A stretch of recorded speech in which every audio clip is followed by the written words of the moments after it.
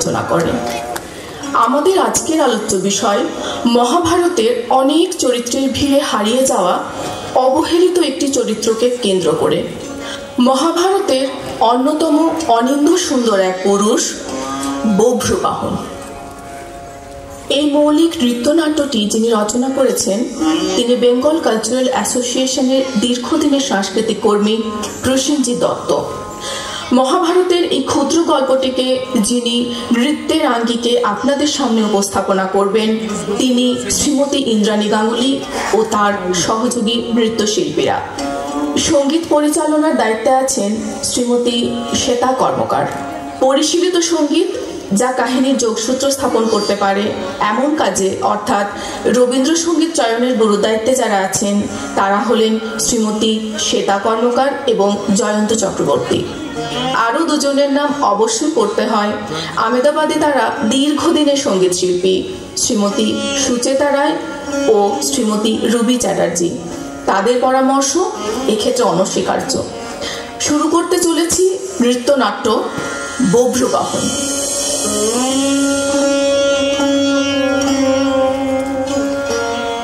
মণিপুর পূর্ব ভারতের একটি রাজ্য।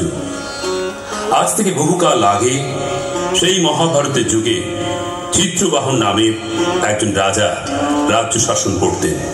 চিত্রাঙ্গদা নামে তার একটি কন্যা ছিল। যেহেতু চিত্রবাহনের অন্য কোনো উত্তরাধিকারী ছিল না তাই তিনি পুত্রের ন্যায় চিত্রাঙ্গদাকে যুদ্ধ কৌশল ও রাজ্য শাসনের প্রশিক্ষণ দিয়েছিলেন। চিত্রাঙ্গদা যুদ্ধবিদ্যায় পারদর্শী হন এবং নিজের দেশের মানুষকে রক্ষা করার দক্ষতা অর্জন করেন। আমাদের আজকের কাহিনীর প্রেক্ষাপট। সময় সময় এগিয়ে চলে। হিন্দু মহাকাব্য মহাভারত অনুসারে বশিষ্ঠ কর্তৃক অভিশপ্ত বসুগণ গঙ্গাকে তাদের জননী হওয়ার অনুরোধ করেন। এদিকে হস্তিনাপুরের রাজা শান্তনু একদিন ছদ্মবেশী গঙ্গা দেবীর প্রেমে পড়ে তাকে বিবাহের প্রস্তাব দিলে গঙ্গা দেবী এই শর্ত দেন যে তার কোনো কাজে রাজার নিষেধ থাকবে না। সেই শর্তে রাজি হয়ে বিবাহের পরে রাজা দেখেন যে এক একটি পুত্র জন্ম নিলে তাঁর স্ত্রী তাদের গঙ্গা নদীতে ভাসিয়ে দেন। পরপর 7 বার এই কষ্ট সহ্য করার পর 8ম বার আর থাকতে না পেরে প্রতিবাদ করলেন রাজা। তখন গঙ্গা দেবী নিজের পরিচয় দিয়ে শর্ত অনুযায়ী বিলীন হয়ে যান। পুত্র বড় হলে ফেরত দেবেন বলে প্রতিজ্ঞা করেন, সাথে পুত্রকেও নিয়ে যান। এই ব্যক্তি পরবর্তীকালে মহাকাব্যের একজন সর্বজন শ্রদ্ধেয় চরিত্র ভীষ্ম।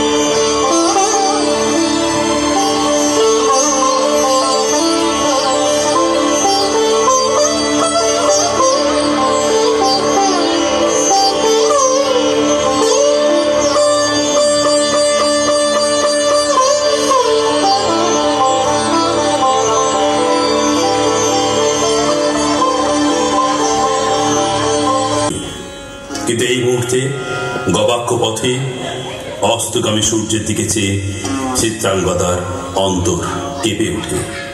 আগামীকাল মণিপুরের আকাশ যখন লাল হয়ে উঠবে, তখন তাতে শুধু অস্তগামী সূর্যের লাল আভা নয়, মিশে থাকবে রক্তের রং লাল। চিত্রাঙ্গদা মনে মনে পিছিয়ে যান অনেকগুলো বছর। তখন তীর্থযাত্রায় বেরিয়ে মণিপুর এসে পৌঁছেছেন কন্তেয় অর্জুন। নগরের পথে চিত্রাঙ্গদাকে দেখলেন অর্জুনকে, এবং অর্জুন চিত্রাঙ্গদাকে। মোহিত অর্জুন রাজপ্রাসাদে এসে চিত্রাঙ্গদার পিতা রাজা চিত্রভানুর কাছে পরিচয় দিয়ে চিত্রাঙ্গদাকে বিবাহের ইচ্ছা প্রকাশ করলেন। রাজা অর্জুনকে বললেন, মহেশের বরে আমাদের বংশে একটি মাত্র সন্তানেরই জন্ম হয়, তাই শর্ত দিলেন, যেহেতু চিত্রাঙ্গদা তার একমাত্র সন্তান এবং তাকে তিনি পুত্রবৎ পালন করেছেন, সেহেতু অর্জুন ঔরসে চিত্রাঙ্গদার পুত্রই হবে ভবিষ্যতে মণিপুরের সিংহাসনের অধিকারী। সেই শর্তে অর্জুন সম্মতি দিলেন। অর্জুন এবং চিত্রাঙ্গদার বিবাহ সম্পূর্ণ হল। 1 বছর অর্জুন থেকে যান মণিপুরের রাজপ্রাসাদে চিত্রাঙ্গদার সাথে। সেই একটি বছর চিত্রাঙ্গদার জীবনের শ্রেষ্ঠ সময়। হর্ষে ক্রীড়ায় অতিবাহিত অর্জুন সঙ্গর ফলস্বরূপ বভ্রবাহনের জন্ম।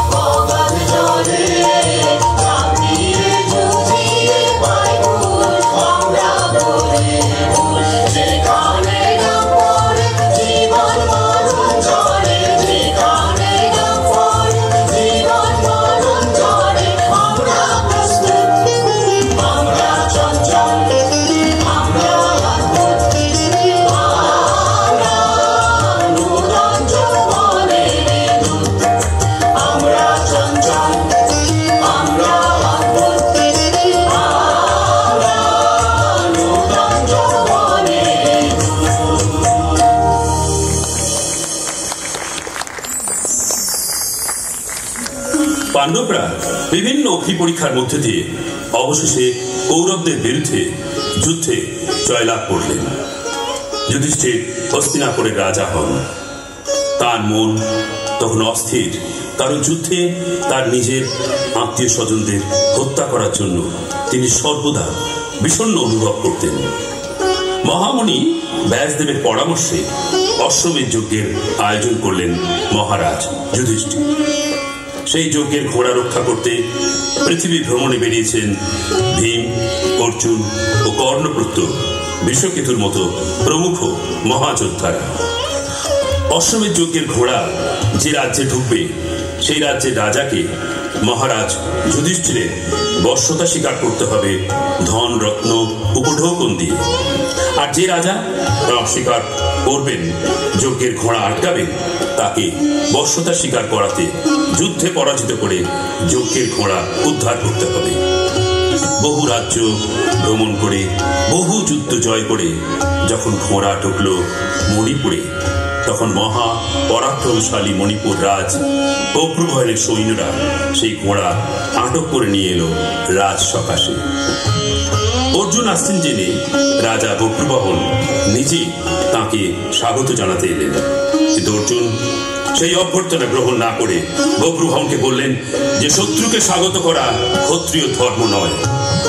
বভ্রুবাহন যেন তার বিরুদ্ধে যুদ্ধ করেন। বভ্রুবাহন অস্ত্র ধরতে রাজি ছিলেন না। অর্জুন তাকে ক্রমাগত তিরস্কার করে চললেন এবং আহ্বান জানালেন যুদ্ধে।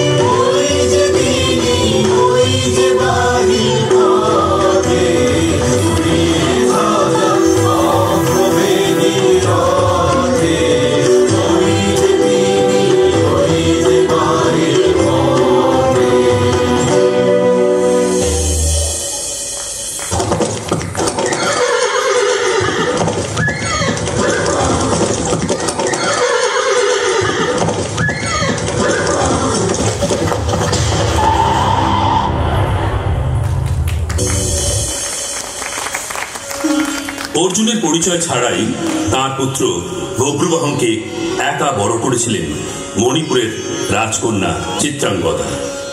স্বামী অথবা পুত্র কাউকে হারাতে হবে তাকে আগামীকালের যুদ্ধে, যা ক্ষত্রিয় রমণীর কাছে নতুন কিছু নয়, যুগ যুগ ধরে তাই হয়ে এসেছে। আর চিত্রাঙ্গদা তিনি নিজেও যুদ্ধবিদ্যায় পারদর্শিনী। তাঁর পিতা নিজের একমাত্র কন্যাকে গড়েছিলেন একজন রাজপুত্রের মতন। অশ্বচারণা, অস্ত্রবিদ্যায় খুব কম পুরুষই চিত্রাঙ্গদার সমকক্ষ। তবু রমণীর মনোব্যথা তার নিজস্ব একান্ত, যা সর্বদা পুরুষের অগোচরেই থেকে যায়। আগামীকাল সম্মুখ সমরে যখন পিতা পুত্র মুখোমুখি হবেন, তখন তারা কেউ চিত্রাঙ্গদার কথা মনে রাখবেন না। চিত্রাঙ্গদা রাজমহিষী, কিন্তু তিনি একজন স্ত্রী, একজন মাতা, সেই রমণী যিনি সদা স্বামী এবং পুত্রের মঙ্গল কামিনী। সেখানে ক্ষত্রিয় রমণী রাজরানী চিত্রাঙ্গদার সঙ্গে একজন সাধারণ রমণীরও কোনো তফাৎ নেই। দূত মুখে সবই শুনেছেন চিত্রাঙ্গদা। অর্জুন অপমান করেছেন বভ্রুবাহনের কৃতিত্বকে। সর্বসমক্ষে নটির পুত্র অভিহিত করে পদাঘাত করেছেন বভ্রুবাহনকে, যার নিন্দা করেছেন অর্জুনেরই পারিষদরাই। ফলস্বরূপ রণদামামা বেজে উঠেছে মণিপুরের আকাশে বাতাসে। প্রণাম মাতে। যদিও আমি না জেনে অশ্ব আটকেছি, তথাপি ক্ষত্রিয় আমি এই অশ্ব ফেরত দিতে অপারগ। আমি আপনাকে আগেই বলেছিলাম যে ক্ষত্রিয়র মতন যুদ্ধ না করে আমি অশ্ব ফেরত দেব না। আগামীকালের যুদ্ধে আমি অর্জুনকে বোঝাবো আমার যথার্থ পরিচয়। পুত্র, ক্রোধে অন্ধ হয়েও না। অর্জুন সমরে দুর্জয়। ভীষ্ম, দ্রোণ, কর্ণ যা পারেননি তা তুমি কি করে করবে? স্বয়ং মহাদেব অর্জুনের যুদ্ধবিদ্যায় তুষ্ট হয়ে তাকে বর প্রদান করেছিলেন। আর অর্জুনের সঙ্গে রয়েছেন ভীমসেন ও কর্ণপুত্র বিশ্বকেতু। মাতে, আপনার আশীর্বাদে অসম্ভবকে সম্ভব করব। কাল ভীমার্জুন এই বভ্রুবাহনের যুদ্ধে লজ্জা পাবে। আমি আন্দাজ করতে পারি কর্ণপুত্র বিশ্বকেতু পিতার মুখ উজ্জ্বল করতে কাল ভয়ঙ্কর যুদ্ধ করবে, কিন্তু সমস্ত প্রতিকূলতাকে আমি জয় করব। আপনি মন শান্ত করুন মাতা। আগামীকালের যুদ্ধে অর্জুনের নিস্তার নেই। পুত্র, তুমি এখনই নিজ ভুল স্বীকার করে তার শরণ নাও। তাকে সেবা করার অর্থ দেবতাদের প্রসন্ন করা। যেন এই তোমার মাতৃ আজ্ঞা, এই তোমার মাতৃ আদেশ।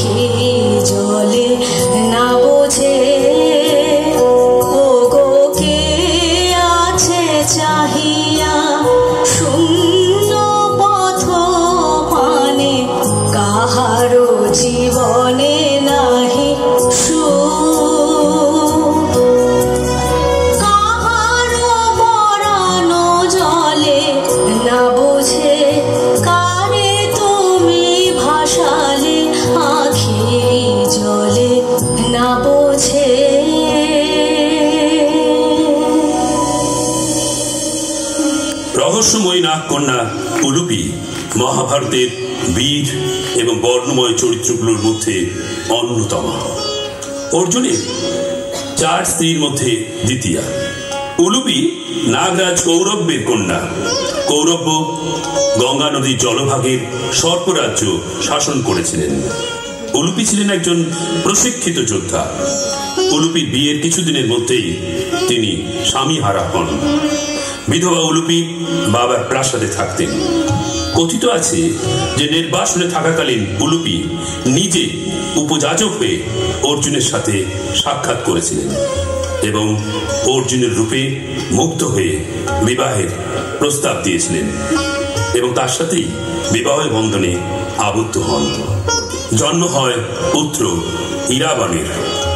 বিদায়কালে উলুপি অর্জুনকে বর দেন যে তিনি জলের ভিতরে অজেয় হবেন এবং জলচররা সবাই ওর বশীভূত থাকবে।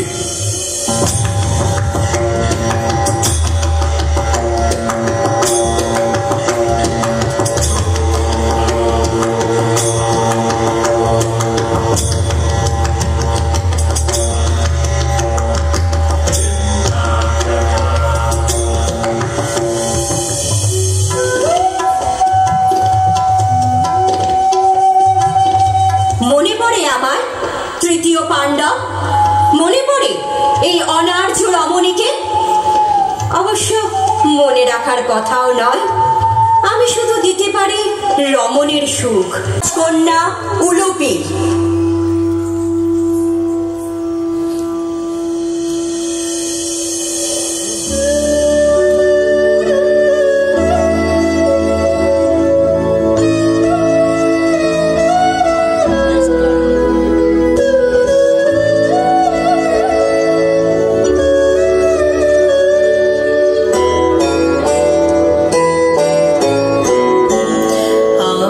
তোমারি মাটির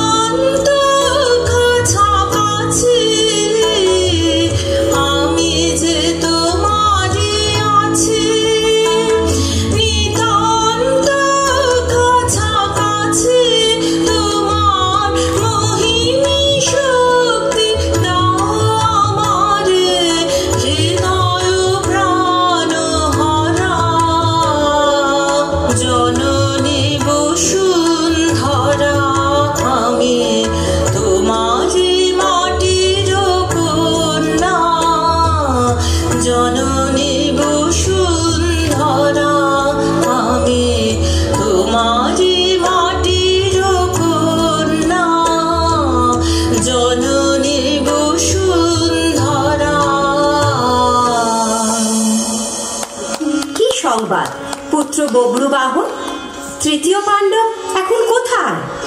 এ কি মাতা উলুপি, আপনি? মহামতি অর্জুন এখন তার শিবিরে বিশ্রাম করছেন। ক্ষত্রিয়ের কার্য করো, রাজগ্রহণ করো, রাজর্ষি হও। পালনের সময় প্রজা পালন করো, যুদ্ধের প্রয়োজনে যুদ্ধ করো। মাতা উলুপি, আমি বড়ই আশঙ্কায় ছিলাম। একদিকে মহাবীর অর্জুন, গদাধারী ভীম, কর্ণপুত্র বিষকেতু, আরেকদিকে আমি একা। আমি শঙ্কিত নই মাতা উলুপি। আমার পিতাকে তা আমি আজও জানি না। শুধু জানি আমার একমাত্র পরিচয়, আমি চিত্রাঙ্গদা পুত্র বব্রুবাহন। বব্রুবাহন। হে পুত্র, মনে রেখো আমি তোমার অপর এক মা, নাগরাজ কন্যা উলুপি। আমার দৃঢ় বিশ্বাস পৃথিবীর সমস্ত বীরও যদি একত্র হয়, তবুও আমার পুত্র বব্রুবাহন যুদ্ধে জয়ী হবে। নিজ পুত্র ইরাবান হারিয়েছি কুরুক্ষেত্র যুদ্ধে। আমি ভেঙে পড়িনি, কারণ আমার যে আর এক বীর পুত্র আছে, যার নাম বব্রুবাহন। যাও যাও পুত্র, বিমাতার আদেশ পালন করো, সমরের আয়োজন করো। মন্ত্রীবর, সৈন্যগণকে প্রস্তুত হতে আদেশ করো, আমি যুদ্ধে গমন করছি। যথাজ্ঞা মহারাজ।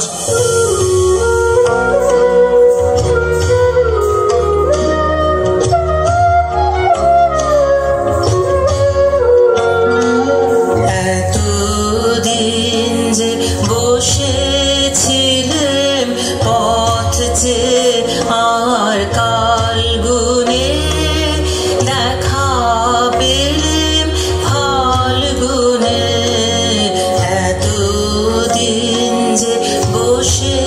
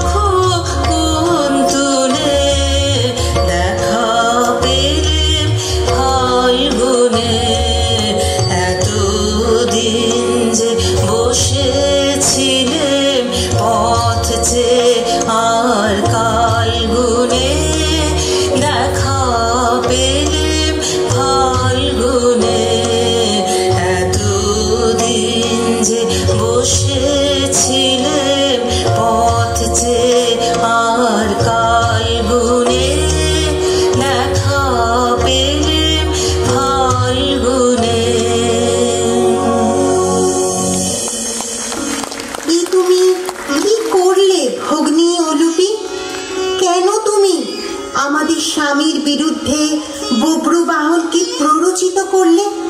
দুনিয়ার সব কিছু জেনেও পিতার বিরুদ্ধে পুত্রকে ঠেলে দিয়ে তুমি নির্বিকার রয়েছ কেমন করে?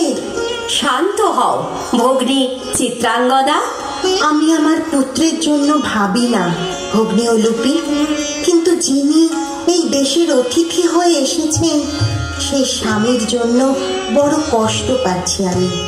এ আমরা কেমন আতিথ্য করলাম?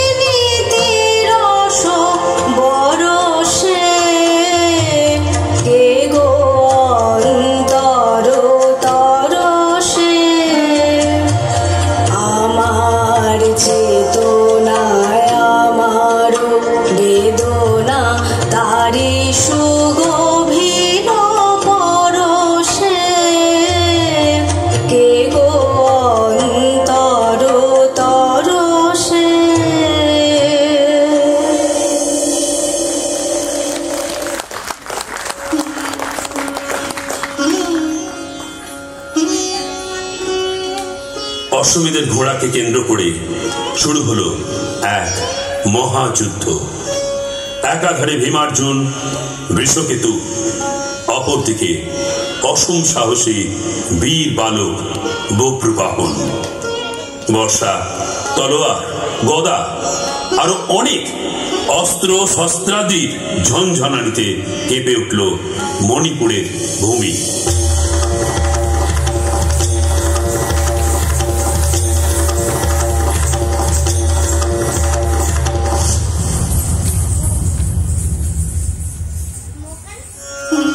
এখনো সময় আছে, ফিরে যাও ভালো, মাতৃ করে ফিরে যাও। বটবৃক্ষ পিতার সুশীতল স্নেহের পরশে ফিরে যাও। হে দ্বিতীয় পাণ্ডব, আপনি ভুল করছেন। আমি বালক নই, আমি পূর্ণ যুবক। আমি আপনাদের অনুরোধ করছি, এই সমরক্ষেত্র থেকে আপনারা প্রস্থান করুন। আপনারা আমার বর্ষতা স্বীকার করুন, তা না হলে এর পরিণাম হবে ভয়ঙ্কর। মনে রাখবেন, আমি চিত্রাঙ্গদা পুত্র বব্রবাহন। স্বীকার করছি তুমি অসম সাহসী বীর, কিন্তু জীবন তো একটাই, অকারণে তা বিসর্জন দিতে চাও কেন? দ্বিতীয় পাণ্ডব, আমি ক্ষত্রিয়। একজন প্রকৃত ক্ষত্রিয় কখনো যুদ্ধক্ষেত্র থেকে পলায়ন করে না, তাই এই যুদ্ধ অবশ্যম্ভাবী। হে ভ্রাতা, জানি না তোমার পিতৃ পরিচয়, শুধু জানি তুমি চিত্রাঙ্গদা পুত্র। আমি তোমার মধ্যে আমার ক্ষুল্লতা তো ভ্রাতা অভিমন্যুর ছায়া দেখতে পাচ্ছি। সেও ছিল তোমার মতো দুর্জয় সাহসী বীর। হে জ্যেষ্ঠ, আপনার কথায় আমার অন্তঃকরণ শীতল হলো। কিন্তু অগ্রজ, আমরা এখন সম্মুখ সমরে, পরস্পরের প্রতিপক্ষ, তাই এই যুদ্ধ অনিবার্য। আমাদের মধ্যে এই যুদ্ধে একজনকে আজ বলিদান দিতেই হবে। তবু যুদ্ধে অবতীর্ণ হওয়ার আগে এসো অনুজ, আমরা পরস্পরের মধ্যে আলিঙ্গনবদ্ধ হই।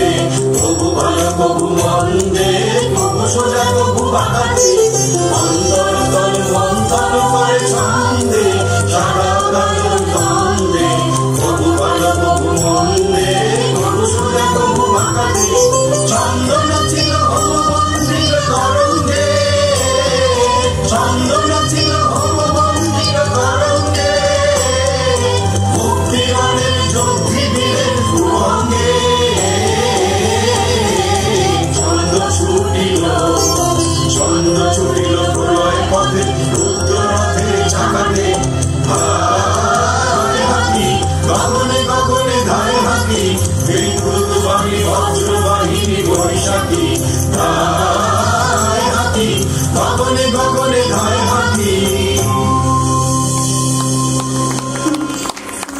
মহারণ শুরু হল বৃষকেতু বভ্রুবাহনে।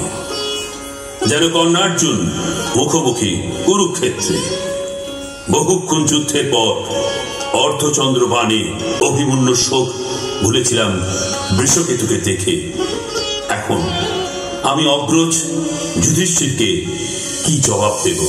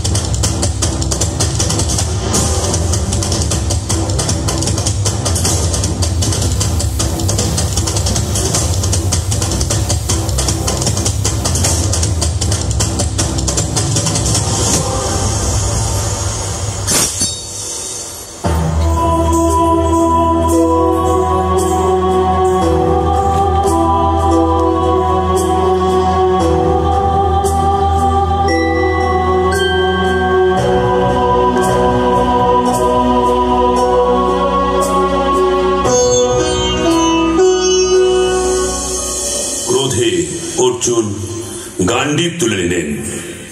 যুদ্ধ শুরু হলো যেন পূর্বে রামের সঙ্গে লব কুশের যুদ্ধ।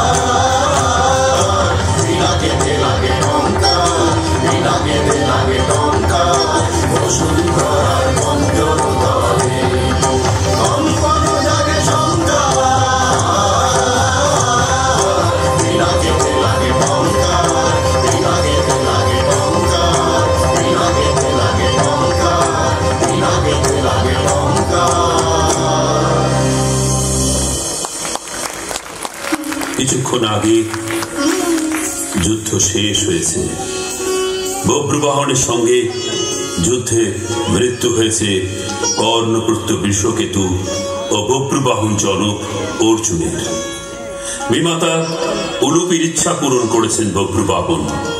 তিনি অর্জুন পুত্রের মতোই যুদ্ধ করেছেন এবং অর্জুন নিশ্চয়ই মৃত্যুকালে উপলব্ধি করে গেছেন বভ্রুবাহন তাঁর ঔরসজাত সন্তান।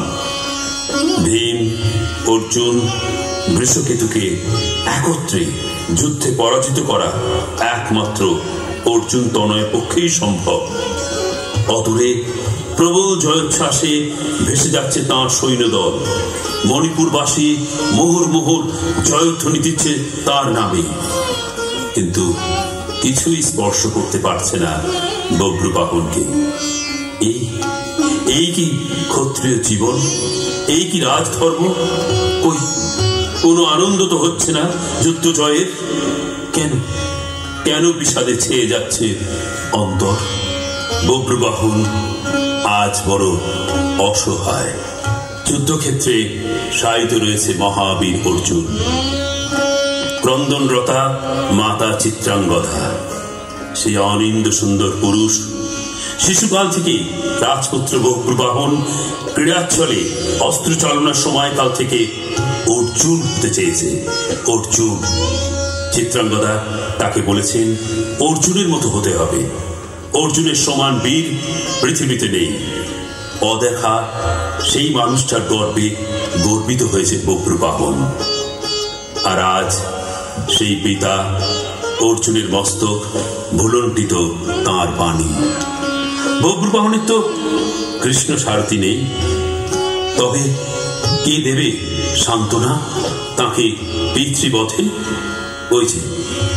ওই যে শায়িত জ্যেষ্ঠ ভ্রাতা সম কর্ণের নন্দন মহাযোদ্ধা বৃষকেতু। কে শোনাবে প্রবোধ পাক্ষ তাকে হত্যার? যুদ্ধকালে যখন গঙ্গা দেবী তার কাছে পান বেশে এসে অর্জুন নিধনে পরামর্শ দিলেন, তখনই তো বভ্রুবাহন জেনেছেন গঙ্গার সাপে তার হাতে অর্জুনের নিস্তার নেই। মাহেশমতিপুরের রাজা নীলধ্বজের পুত্র প্রবীর অশ্বমেধের ঘোড়া ধরলে অর্জুনের সঙ্গে যুদ্ধে তার মৃত্যু হয়। পুত্র শোকে রাজরানী জনা গঙ্গার জলে দেহত্যাগ করেন। ক্রোধে গঙ্গা অর্জুনকে অভিশাপ দেন, অর্জুন তোমার জন্য সতী কন্যা আত্মাহুতি দিল। ভীষ্মকে তুমি অন্যায় যুদ্ধে শিখণ্ডীকে সামনে রেখে হত্যা করেছ। তার মৃত্যু হয়েছে পৌত্রের হাতে, আর তোমারও মৃত্যু হবে নিজ পুত্রের হাতে। বভ্রুবাহন ভাবে, তবে কিসের জন্য তার জয় জয়কার? এখন সে বুঝেছে গঙ্গা বাক্য সত্য করতে শ্রীকৃষ্ণ অনুপস্থিত থেকেছেন অর্জুনের রথে। কিন্তু কি হবে এইসব তত্ত্ব কথার বিচারে? কোন মুখে দাঁড়াবে সে মাতা চিত্রাঙ্গদার সামনে? এই জীবন বভ্রুবাহনের কাছে অসহ্য, অর্থহীন। হতে সে স্থির করে নিজেকে আত্মাহুতি দেবে।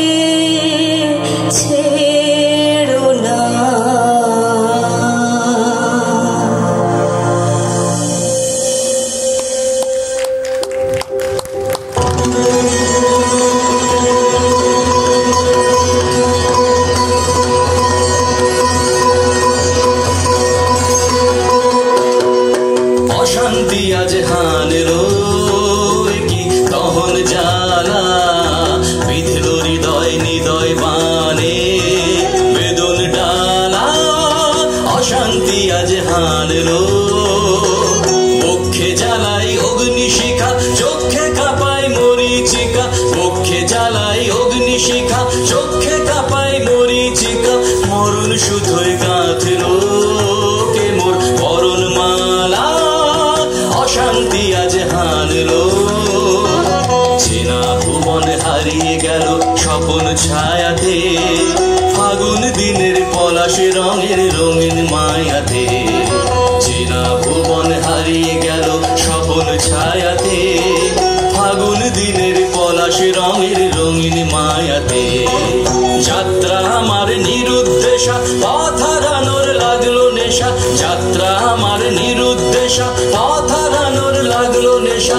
অচিন দেশে এবার আমার যাবার পালা, অশান্তি আজ হানলো।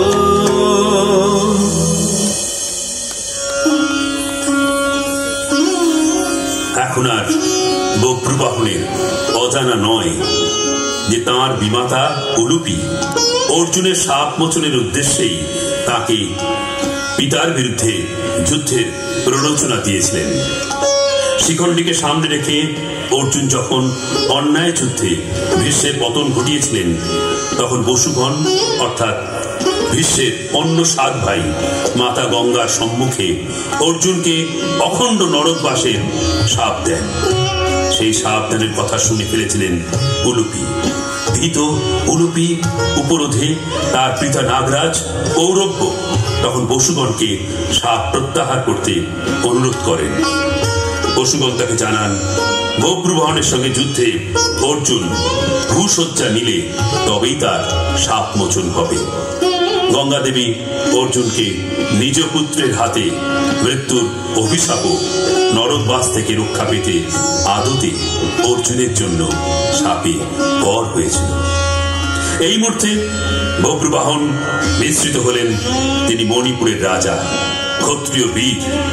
এখন তিনি শুধুই একজন হতভাগ্য পুত্র, যার হাতে মৃত্যু হয়েছে পিতার, যাকে সদ্য স্বামী হারা শোকগ্রস্তা মাতার সামনে গিয়ে দাঁড়াতে হবে, যার বৈধব্যের কারণ সে নিজে। চোখের জলে কখন তার বুক ভেসে যাচ্ছে, হাজার জনতার জয়ধ্বনি সেই লক্ষ্য করে না। আজ সে দিনহীন ও রিক্ত। অমৃত নাগমণি নামক রত্ন ছিল উলুপির কাছে।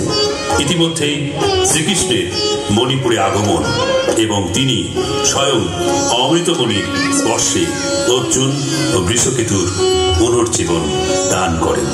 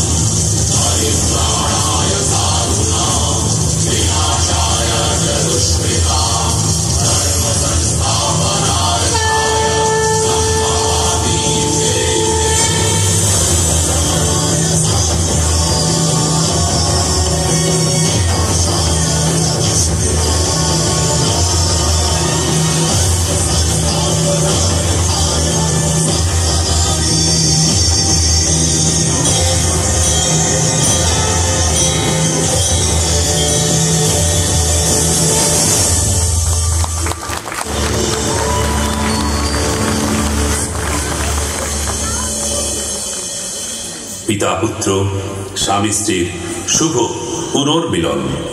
উলুপি, চিত্রাঙ্গদা, বভ্রবাহন এবং পাণ্ডবরা সবাই একসাথে হস্তিনাপুরে ফিরে আসেন।